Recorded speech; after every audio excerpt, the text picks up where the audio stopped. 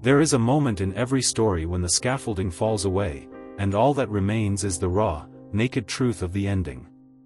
For Silas Thorne, that moment had arrived. He was no longer writing a book. The book was writing him.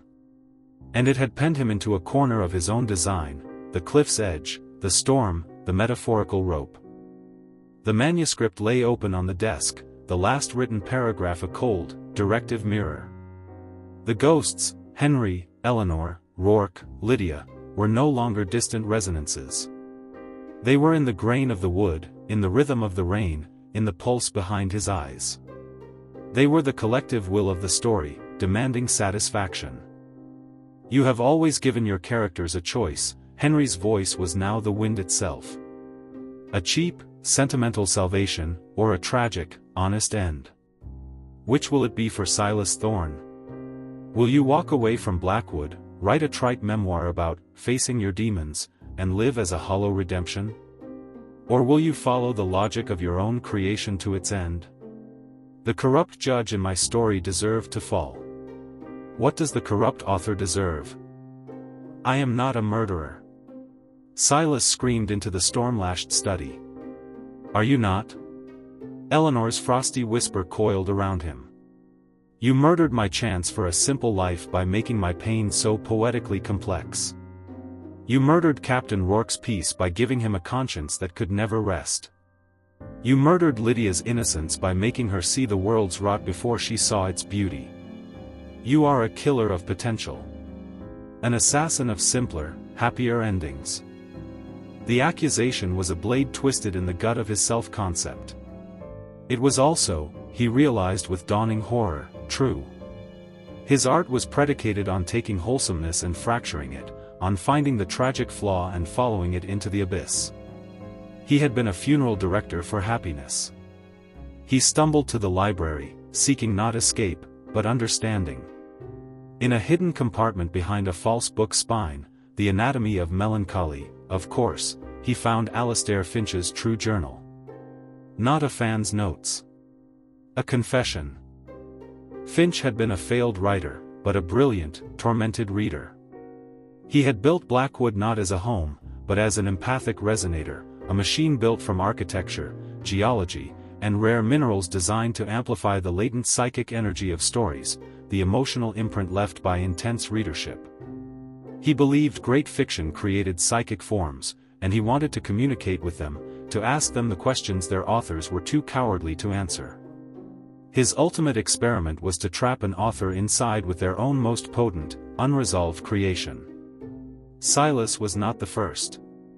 He was just the most successful candidate, the one whose ghosts were strongest. Finch's final entry was a single, trembling line: the characters, they don't want to talk. They want to finish. The story is hungry. It needs an ending to be complete. God help the author who provides it. Silas understood. Blackwood wasn't a prison. It was a digestive system. It fed on narrative tension, and it wouldn't release him until the story was metabolized, until the moral dilemma he'd baked into Henry, and by extension, into himself, was resolved with a final, irrevocable act. He returned to the study, calm settling over him like a shroud. The pen lay on the desk. The ghosts were silent, waiting. He saw now that the choices presented were illusions. A sentimental escape would be a lie, and the story, the resonator, would reject it, keeping him trapped forever in a feedback loop of guilt.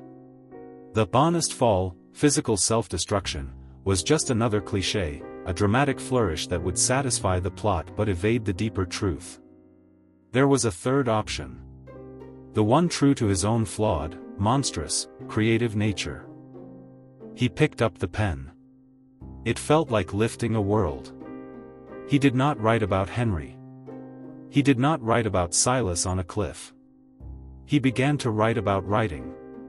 He described, with brutal, surgical precision, the moment he decided to ruin the widow's story for his own gain.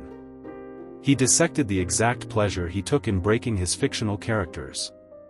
He confessed that his humanism was a facade for a deep-seated misanthropy, a belief that people were ultimately their worst impulses, beautifully decorated.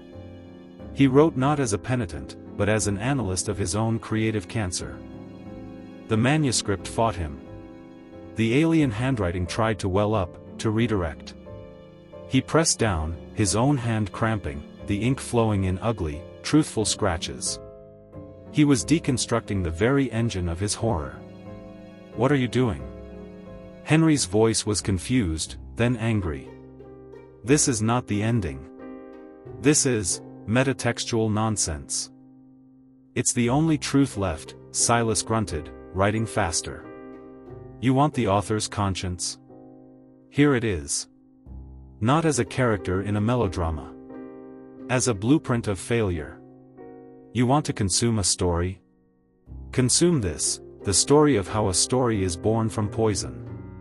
He was breaking the fourth wall from the inside out. He was turning the narrative not on the protagonist, but on the act of narration itself.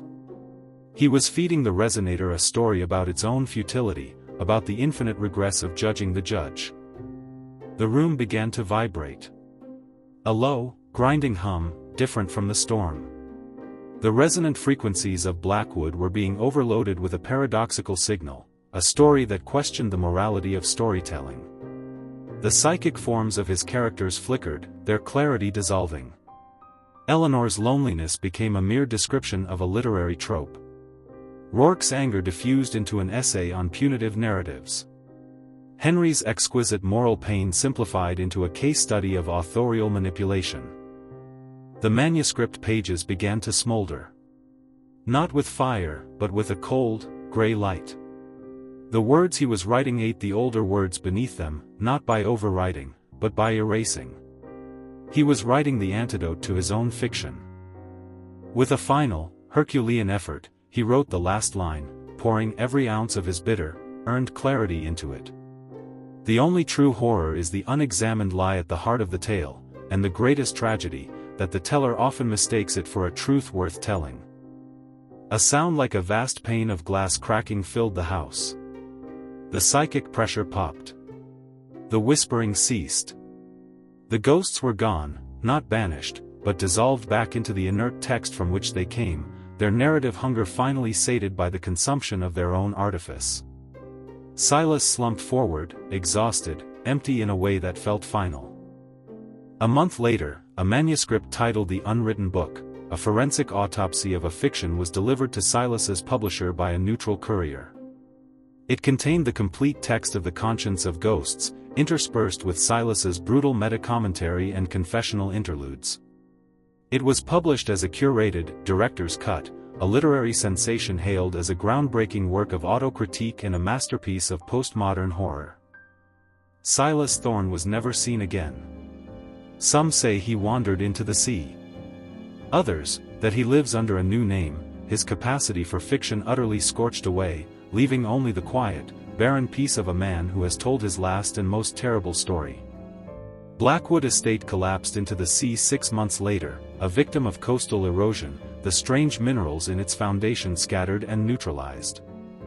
But sometimes, readers of the Unwritten Book report a strange phenomenon. When they reach the final, searing line, they will occasionally glance up from the page, and for a fleeting second, see the reflection of a weary, watchful man in their window, or in the dark screen of their e-reader. Not a ghost. Not a character. An afterimage.